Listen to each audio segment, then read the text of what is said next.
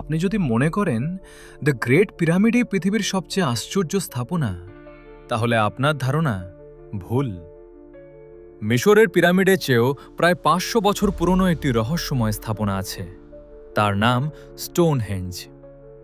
আনুমানিক ৫,০০০ বছর আগে যখন মানুষের কাছে চাকা পর্যন্ত ছিল না, তখন মানুষ কিভাবে ২৫ মেট্রিক টন ওজনের একটি বিশাল পাথর একটা নিখুঁত বৃত্তে দাঁড় করিয়েছিল।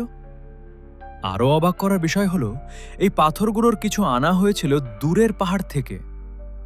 ইংল্যান্ডের এক বিশাল খোলা মাঠে দাঁড়িয়ে আছে রহস্যময় এই প্রাচীন স্থাপনা স্টোনহেঞ্জ। ধারণা করা হয় এটি তৈরি হয়েছিল প্রায় ৩,০০০ খ্রিস্টপূর্বাব্দে।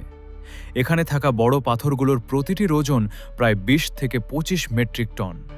আর সবচেয়ে আশ্চর্যের বিষয় হল, এই পাথরগুলোর কিছু আনা হয়েছিল প্রায় ২০০ কিলোমিটার দূরের পাহাড় থেকে, ওয়েলসের প্রিজেলি হিলস অঞ্চল থেকে।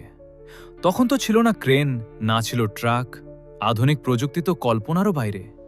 এমনকি চাকা পর্যন্ত তখনও আবিষ্কার হয়নি। তাই ইতিহাসবিদরা আজও অবাক হয়ে ভাবেন, প্রাচীন মানুষ এত বিশাল পাথর কিভাবে এখানে নিয়ে এসেছিল। আরও একটি অদ্ভুত বিষয় আছে। স্টোনহেঞ্জ এমনভাবে তৈরি করা হয়েছে যাতে গ্রীষ্মের সূর্যোদয় এবং শীতের সূর্যাস্তের সাথে পাথরগুলোর দিক মিলে যায়। এ কারণে অনেক বিজ্ঞানী মনে করেন এটি হয়তো ছিল এক ধরনের প্রাচীন জ্যোতির্বিজ্ঞান কেন্দ্র। কেউ বলে এটি ছিল প্রাচীন ধর্মীয় অনুষ্ঠান করার জায়গা, কেউ বলে এটি ছিল সূর্য আর ঋতু বোঝার এক ক্যালেন্ডার। কিন্তু সত্যটা কি?